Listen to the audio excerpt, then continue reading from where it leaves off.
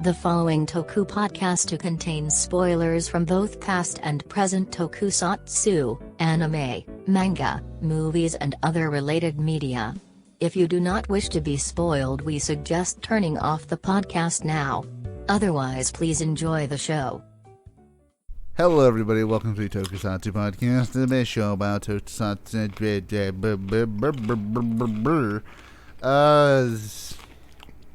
This was a show. I watched it. I watched it too. I don't know what to think about it though, but we'll get into that. Well, you know what I think? Mega Man X8 sucks. Does. That's the message I learned from this show. Yeah, you know, it revives dead people and then almost makes you kill yourself. I know, right? Yeah. That's what Mega Man 8 does to somebody, dude. Like, shit. It's like Forget No Pussy. Mega Man 8 kills, like, it literally kills you. It does. And then it summons Shimagoroth. That's just the way it is, man, you know? Just the way it be. So, we watched, what was the full name? Kodai Shoujo Dogu-Chan, I think it was? Yes. Kodai Shoujo Dogu-Chan, there you go. I have no idea what the show was, where the show came from, and apparently there's a sequel to it, so I don't know what happens after that.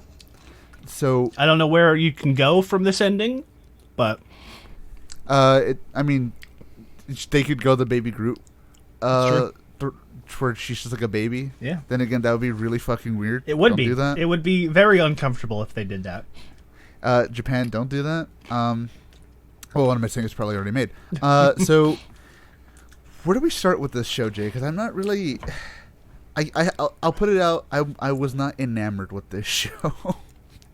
I'll be honest. Like it got some laughs, and it got a few moments of this is a little too real for this show, but I wasn't really enamored. So where do we start, Jay? So our story begins with Makoto something or other. I forgot to write down his last name. I don't think they ever said it. I think they mentioned his dad's name probably once or twice, but other than that, so he is your typical hikikomori loser NEET, stays at home all day, playing video games, doesn't go to school, doesn't talk to anybody, doesn't shower or anything like, you know, he is you, the viewer, basically. And his dad, who is, for no particular reason, an archaeologist who specializes in artifacts from the Jomon period from ancient Japan history, drags his son out to an excavation site. And his son just so conveniently happens to find an artifact belonging to an ancient yokai hunter who is for no particular reason revived when he happens to get his hands on it, which causes him to become her slave, and then she runs around fighting yokai. That is the plot of the show. He cops a feel. That's what keeps her up. He literally cops a feel, and that brings her back to life. If that doesn't already tell you what the show's going to go for, you know. Well, actually, you know what? It's weird. So because this show kind of makes you think that it's going to go for that kind of humor, but it doesn't. It doesn't for the most part. It does in like the first episode, and then not really after that. See, that was the thing that we found out when we were trying to figure out, for one, what the fuck this show even was. That this show was created and directed by a rather prolific adult video director, which somehow does not translate to the show very much. I mean, there are moments where you can tell that like this guy specializes in looking at titties all day. The show is... I mean, he can get some great angles. Mostly restrained in that department. The first 2 episodes really go overboard with it, but it's not, like, sexual. It's more using it for comedic effect. It's more suggestive, you could say. So it's... I believe the term is ecchi, I guess is what it would be. It uses sex as comedy fodder, but it is not inherently sexual beyond... Here are big titties, basically. Yeah, it's weird because, like, again, like Jay said, like you kind of come into it with those first 2 episodes in mind, and then they kind of just forget about it. And it starts the show, they just basically decide, you know what, let's do something else, and the show completely kind of changes direction. for the most part, there's still goofy moments. So the show kind of sets up if it's going to be like a goofy Monster of the Week type show where, oh, here's some yokai running around and it's screwing with people, and it's doing ha. It's like, oh, it's a monster that has big titties, or oh, it's trying to make men fall in love with it, or whatever, to do things with it. I don't know, whatever the fuck yokai do. And you have Dogu-Chan running around, just kind of being a dipshit, while Makoto just kind of gets dragged along for the ride, and eventually they run into the monster, just mostly by convenience. Yeah, basically. And then the show starts veering more into weirdly thought-provoking concept episodes. Where so weird. Where the monster of the week is less a big monster for them to fight, and it is more, here's a monster that is causing bad things to happen. Here's a plot where bad things are happening because of monsters. Let's insert our characters into it. And most of the time they're played serious. Weirdly serious, in fact, to the point where if it weren't for the fact that there's a scantily clad dipshit running around making high-pitched girl noises, I would almost think this is a horror show. Well, for example, the entire episode where Makoto's cousin is being worked to death. Like, that episode got weirdly real for, like, a couple of minutes there, like...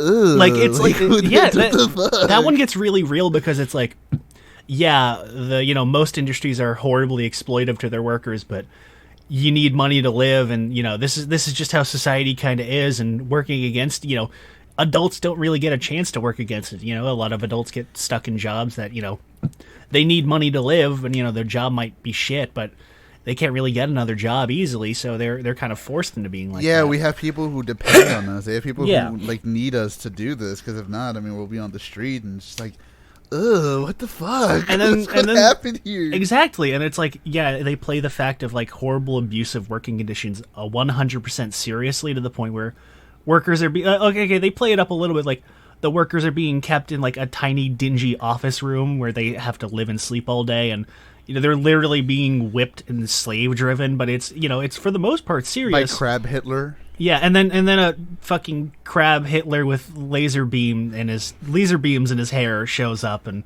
he melts a guy's face, and that's it. Then the show really kind of feels. It feels like the director of this show kind of was just like, yeah, we can make this funny, but I kind of want to say something, and it applauds for trying, but it just kind of felt really awkward. It felt awkward in some instances where, like, again, with this episode, where the idea of, like, oh, horrible abusive working conditions, but, kind of played up, is like, okay, it's done fairly seriously, and there's obviously a comedic factor.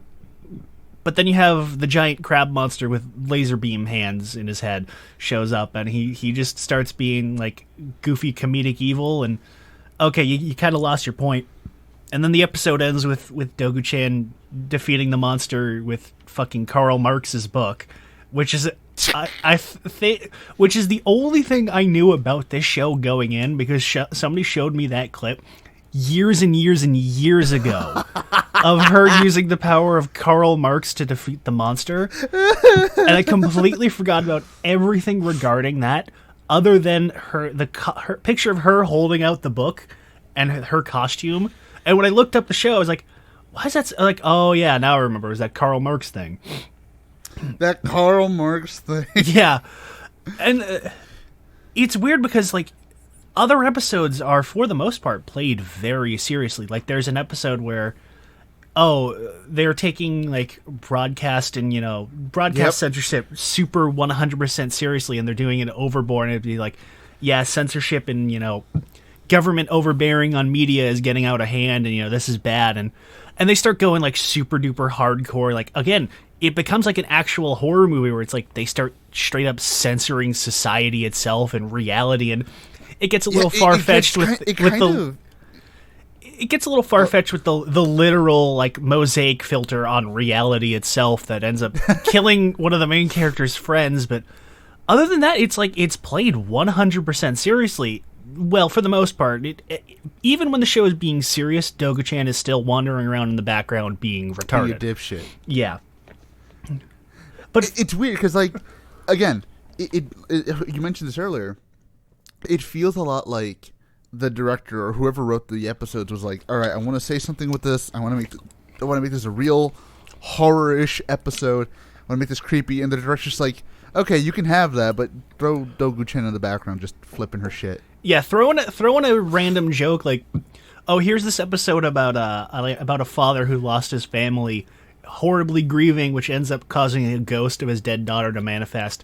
And then make the ghost actually possessing a sex doll at the end. Like, that's the kind of show this is. Is that it is, like, 90% serious, and then they'll throw in, like, a joke at the end to completely destroy the tone. And for the most part, I mean, I'm not even gonna lie, it's done pretty well most of the time. Even when it's like, okay, here's a random joke that completely kills the serious vibe. Most of the time, it's actually funny, and, like, there's some build-up to it. Again, the aforementioned, the ghost was actually a sex doll thing was kind of fucking stupid and ruined the episode, but other than that... Kind of fucked up when you think about it. Yeah, it was really fucked up, too. The ending of that episode was really fucked up, too, because you got the dude there sitting at his table fucking in the dark with no food, and he's pretending like he's talking to the family. God, that was so fucking weird. But that's the thing. A lot of the enjoyment I had from the show was not from the main focus of the show. Like, this felt like it would have been a lot better had it been like a Japanese Twilight Zone episode, or what's the new one that the Black Mirror is that Black Mirror? Yeah, that's what the show could have like felt like, only with yokai instead of like different shit. And I feel like I would have liked this a lot better if it had not been for. I'm not gonna lie, I just didn't like Dogu-Chan. She was a little too overbearing. She was too much towards the end. Yeah, our main cast is kind of bland. Dogu-Chan, I kind of liked Dogu-Chan a little bit, mostly because she has some funny moments. I won't lie, but there's not a whole lot to her other than she has big tits and she's retarded. And I mean, granted, that's two of my flags right there. I'm fine with that. I'm down with that, but. She's needs kind of an asshole. Yeah, she's also just kind of like a huge bitch for no real reason to Makoto. She enslaves the guy in episode 1, and she's just a huge dick the entire rest of the show while he basically solves every plot. Which is weird because like then they kind of just drop that when they decide, oh, she wants his dick. Yeah, that was really weird. Her being in love with him kind of came out of nowhere. Oh. I didn't even. I thought I skipped an episode because it was just like one to the other. Like whoa, okay, she wants to fuck him now. Like they start playing it up where like, oh, it's like haha, she's they have her making faces at him. They have her kind of reacting to when he puts his hands on her when he says something to her or whatever. But it kind of comes out of nowhere up until like the last 2 or 3 episodes, really. Because up until that point, she shows no signs of being even understanding what sex is to begin with. I mean, in one episode, she straight up is like, love is bullshit. You don't need to have a relationship. You just need to have sex and create offspring. That's it. At no point does she ever even seem to understand what the concept of love even is. But then here she is in love with Makoto for no good reason at all. Yeah, and again, it kind of comes off just like I don't know because I can't read the behind the scenes of this, but like it kind of comes off like not that they were told to, but like the director was like, we kind of need something more to her besides just being a complete asshole, because again, she was just a complete asshole to this poor kid who really didn't do anything wrong to her. No, he just kind of goes along with it too. He's just like, I guess I gotta. And I kind of, and that's kind of a good segue there. I really don't like Makoto all that much. He's kind of boring. They spend most of the show talking about how like, oh yeah, he doesn't matter. He's not important. He's just kind of there. And the show kind of treats him that way too, is that like even though he's the one who is, by all accounts, the main character of most episodes, he kind of doesn't matter at all. Shit just kind of happens to him, and it's unfortunate because I think he's really fun. I think he's a decent actor, and I enjoyed watching him, but he doesn't really like. He doesn't have a personality, is the thing. He feels like, again, and I get what they were going for. He's supposed to be like the stroppy teenager who's just kind of getting the idea of what the world is and how it works and all that. But like, there were so many points where I kind of just forgot he existed. Like I kind of just forgot. Oh wait, that's right. You are the main character. You're supposed to be here. You're not just a side character they could have just forgotten, like in episode 3 or something. No, he's here for the long run. And when it's weird because like he has some of like my favorite moments of the show, but as you said, because of his legitimately good acting. Exactly, yeah, and like I honestly enjoyed a lot of the moments with him when he's in like serious moments and he's allowed to act. He's really good in this show, and I really liked his character. It's just other than that, he doesn't have any kind of personality at all. He's literally being forced into these plots and doesn't really have much involvement in them. So things just kind of start happening to them. There's a couple of episodes where, like, yeah, he's connected to the plot, like the one we mentioned early on with, his cousin gets, becomes an abused worker, or like later in the show where it's like the finale and other stuff. He gets kidnapped. Yeah, or he gets kidnapped for no real reason. And then, but for the most part, like the plots are just kind of happening to him, and that's kind of the annoying part. Exactly. It just feels like we don't know what we want to do with this character, so we're just kind of hoping we can do something with him later on, or maybe you'll just forget we're not doing anything with him if we give him a couple of scenes to show why he's important. But I guess it kind of goes back to what I was saying. Like, it kind of feels like a lot of this stuff was made for something else, but they threw in these two characters in there, and it just kind of feels that way. Like for example, I could see very much the episode where, the whole episode where they're being abused by their employer. I could see that being an episode in literally anything else besides this. Or what was the other one? The censorship episode. Dude, I could see that shit being fucking Kamen Rider. Like I could see that would have worked. Anything. If it weren't for the shitty fucking fake out ending, which I got legitimately pissed off at. It's all a dream. It's all a dream. I would have been like, that episode was genuinely my favorite episode. And it's such... Yeah, it's interesting. It's so weird because if this was in any other show, this would be way cooler, but it's attached to the show. Like, again, they're stuck with the setup and the format of the show, so you're kind of stuck with these characters who don't really fit in this plot line, and it feels a little awkward at points. It doesn't help that, for the most part, who we get is who we get for this show. Yeah. For the most... Yeah, you have Makoto's dad, and you have Dokigoro, and you have the two classmates that Makoto has, but for the most part, it's just Makoto and Dogu.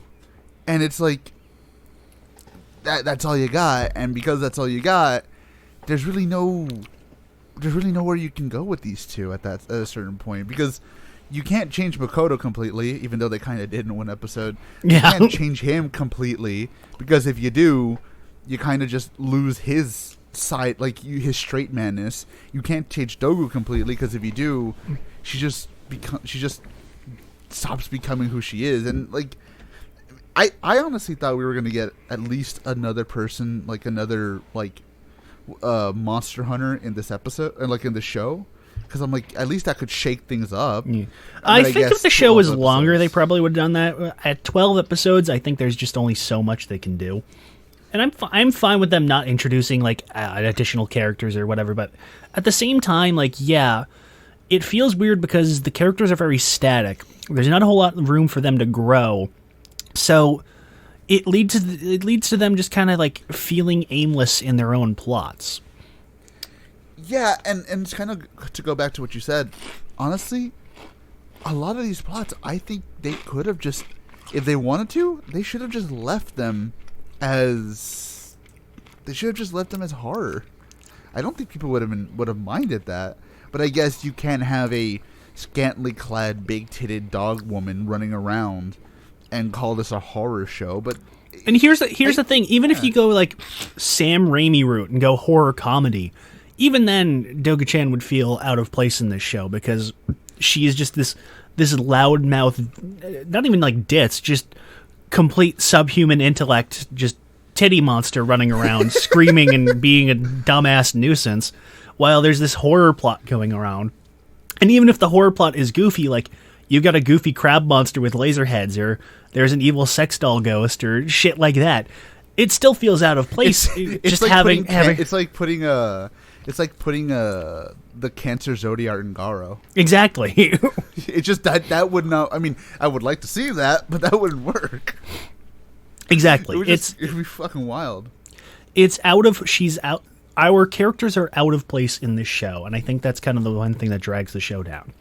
Which is a shame because when they manage to make them work, they're really entertaining characters. I really do enjoy the cast for the most part. It's just they feel really out of place at points. And that's the thing. It's true. Like there's too many points where that feels like that. But again, it's because I think a lot of, and maybe it's just because of these scripts. I feel like a lot of these episode scripts could have worked well on their own, and like the entire episode with the dad, you know, talking about his daughter and how they died and how he loves her, like he misses them so much that they manifest. Yeah, I could see that as an actual like horror short. It would be, without Dogu-Chan. Like I could see that as a horror short, and that ending especially would be like, holy fucking shit, holy shit, that'd be legitimately fucking scary. Like, I would be fucking terrified of that fucking ending. Like, in any other short, I'd be terrified. Oh, yeah, and absolutely. And that's the thing. A lot of these episodes are like that, where, say, to go back to the censorship one again. That one again, I think you could put that in Black Mirror. And I think people could, if you changed up the cameras and put a blue filter over it, I'm pretty sure people could buy it as a Black Mirror episode. And also made the message way more obvious than it was. Oh, censorship bad?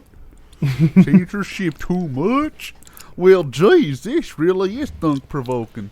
But, again, it's weird, because there's a lot of it about this show that I feel like I would have really liked if it just wasn't for our main leads. I think it's just the fact that these main leads are just kind of bleh.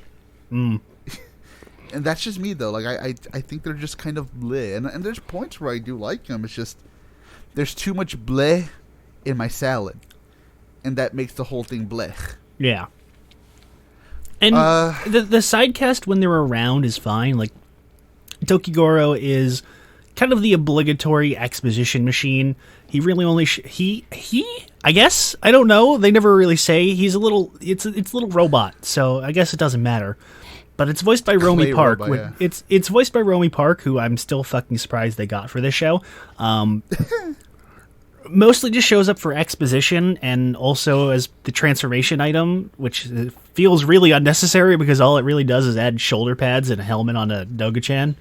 Doesn't she? But that's the thing. Doesn't she already have the helmet technically on her head? She kind of does. It's very distracting. It just makes them bigger. It just makes them bigger, basically.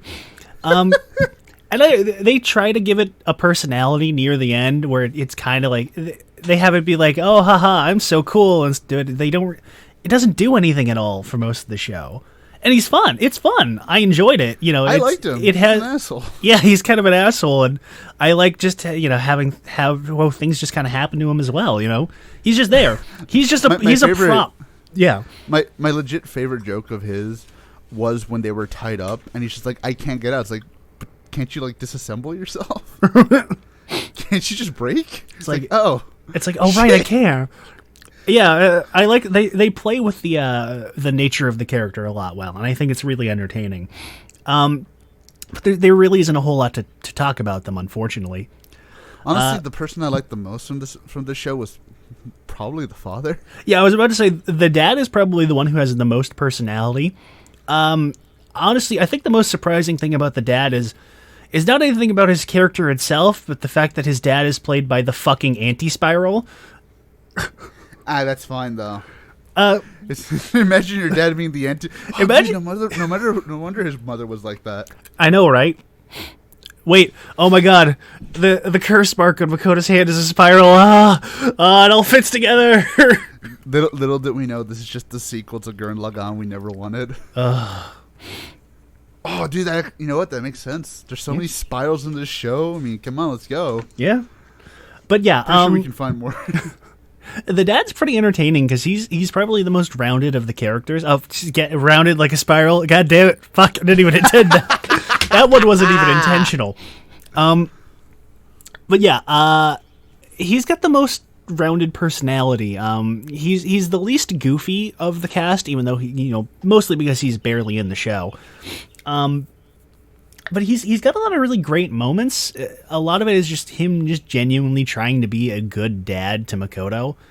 Like there's the one with we keep going back to with the overworking problem, and he kind of has this nice heart to heart with Makoto. It's like, even when I was your age, I had trouble finding a job. It took me years and years and years to find a job that I liked. It's like a genuinely it's a great moment, and he feels real. Yeah. And you can tell, it's like, yeah, you can kind of feel the relationship that he has with his son, where it's like, yeah, his son's kind of distant and he's kind of a piece of shit, and he's trying to get to him. He's trying to get together with his son, but he's not really connecting, and you can tell he kind of resents that somewhat. But also his work is kind of the problem as well, and it's really interesting. And I kind of didn't expect that from the character. It didn't help that he is also probably the best actor in this entire show. Well, that's not exactly a fair sentiment, but yeah, I know, you are entirely he's right. He's the best actor in this show. He really is, yes. So it's like when you have a really good actor, they can turn chicken shit into chicken salad, Yeah. But really, there's really not much else to talk about besides just individual plots, really. Yeah, I mean, the music is meh. I like some music. There kind of was when they weren't fucking stealing sound effects from Pokemon and Doom and other stock sound effects. Wars. Yeah, they fucking used generic suspense music number 7 in this show twice, and every time exactly. The few original songs are fine. The ending song was surprisingly catchy. That was such a weird song. It was such a weird. It was kind of weird, but I ended up really getting into it by the 3rd episode. Yeah. And a lot of the plots in a vacuum are fun. There's the one with the weird fish monster trying to seduce women and then also seducing men in another episode as well. Yeah. Weird that they reused that plot out of everything. Well, they were siblings, so it's fine. That's true. And one of them was Sage from Ghosts, who I was surprised. I can't get away from this bald piece of shit. No. You just gotta leave me alone. You know what? Hey, he's entertaining. And What is this a sign of, though? What is this a sign of? I don't know. I'm afraid. I'm afraid. Has he played any Tokusatsu heroes? I don't know. I can take a look. I don't think so. I mean, he's been in Tokusatsu. I don't think he's he was in an episode of Garo. He was in Ghost. Yeah. Now I need to fucking check. God damn it. Because now I'm afraid. Oh no, he's in whatever show we do next. Voice of Samuel L. Jackson. What?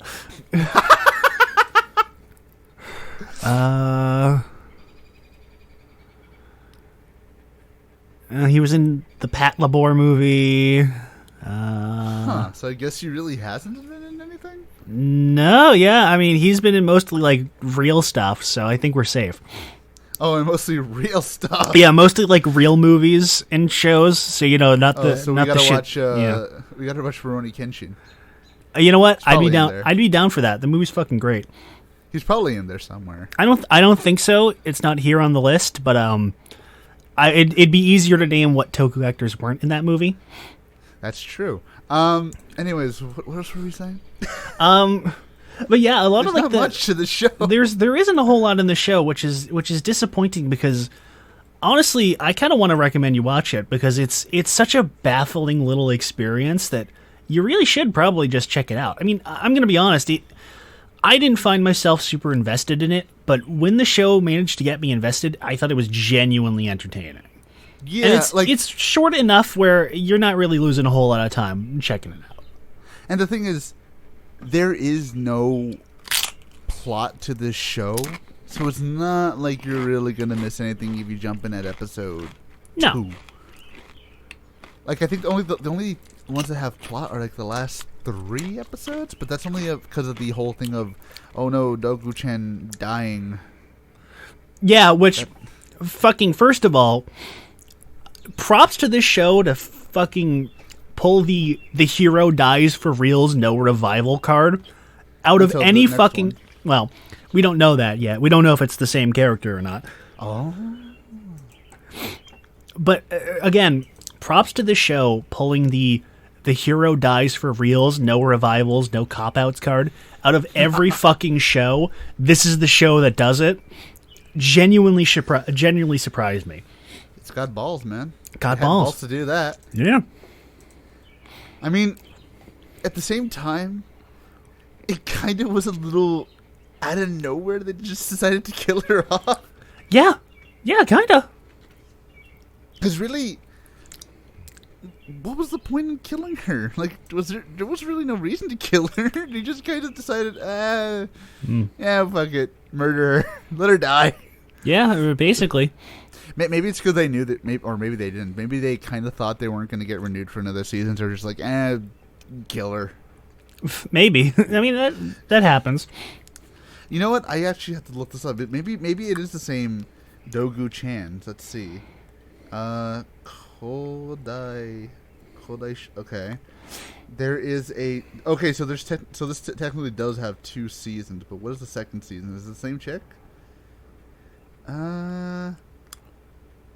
It is, and I think they bring in 4 more of them. Oh, wonderful. Yeah, there's wait, no. There's 5. Oh God. There's 5 of these fucking things. And I think this is no, that's not the same chick, is it? I can't tell if that's the same chick or not. I don't think it is. She looks a little different. I can't tell. I know that on the actress's IMDb it does say that she's in both of these seasons. So hey, look, we can watch the next season and they be the exact same. Yeah, probably. But yeah, it's kind of weird because like really thinking about the show, like there really isn't. There's not much to talk about it. No, like, there's stuff, but not stuff. If that makes sense. Yeah, no, I understand what you mean. Things happen in the show, but they're not really a whole lot worth talking about, unfortunately. It's really hard to give a shit about a show that doesn't really give a shit itself. I guess that's the best way to say it. Yeah. Like, so we're kind of at this weird impasse here, Jay. What do we do? There's nothing there. Well, let's go to the wheel, and then hopefully we get a show that we can talk about something. I mean, I guess. I mean, what the fuck else do we talk about? What are we gonna do? We're gonna stretch the fucking episode out for 20 goddamn minutes. How the fuck did we talk about a show that was less than an hour long for about an hour last week? I don't know. And now we're here talking about a full 12 episode series, and we got nothing. I don't know. Good filmmaking, I guess. It was actually interesting. Yeah. We had things to talk about. Shit happened. Yeah. I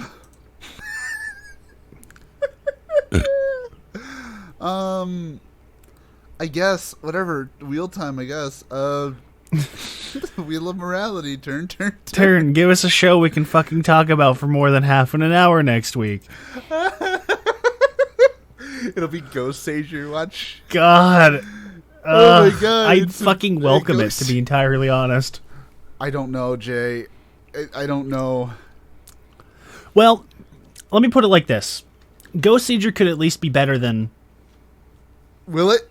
Would it? Well, I was waiting for you to tell me what we were going to say, and then I was going to do a joke and be like, it could be better than that show, and then we're like, oh, haha, you know, look, I'm trying to find something, all right?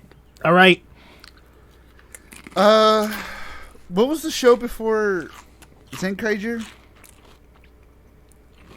Kira Major? Yeah. Oh, all right. I guess we're doing Kira Major. I guess we're finally doing the show we said we were going to do 4 fucking months ago. All right. I didn't expect to actually do it. That's fair enough. I was just hoping we could, like, hold it off until we just didn't want to, but... Well, fuck it. Fuck it. You know what? Yeah, sure. Let's do Kira Major. I got nothing else better to fucking do. This is Q Ranger. That's the song, right? Oh, that's Q Ranger. Never mind. No, you fucking dipshit. That's not even how Q Ranger's song goes. That's it, right? Everyone Yeah. loves that song. Everyone loves that song, Yeah, I think. I do.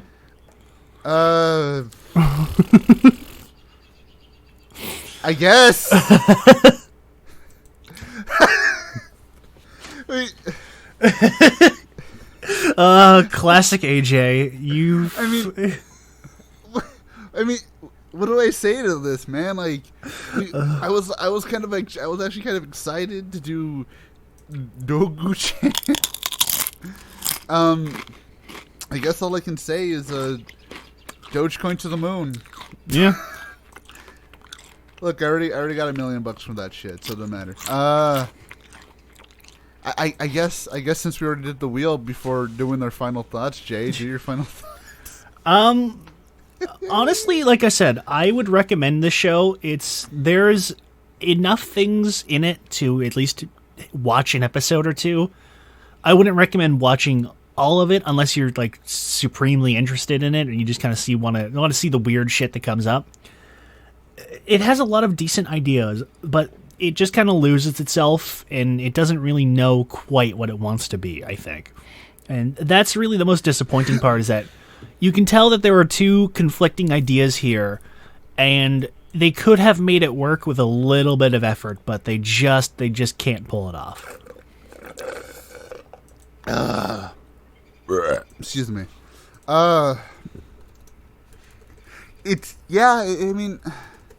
It's basically as Jay said. There's a lot going on in this show, but there's not a lot of going. Again, I said it earlier. There's a lot of stuff in this show, but there's not a lot of stuff in this show.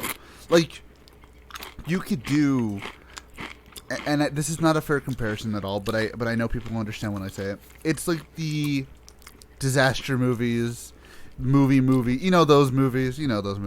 Yeah. Like those types of movies where shit is just constantly happening. Things just constantly happen, and it's all just... And then somebody asks you about it like 5 minutes later, and you're just like, I don't know what happened.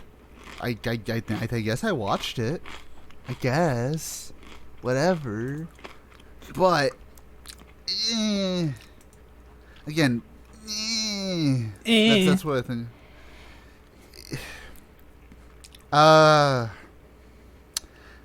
Kira Major better be fucking good. I swear to God.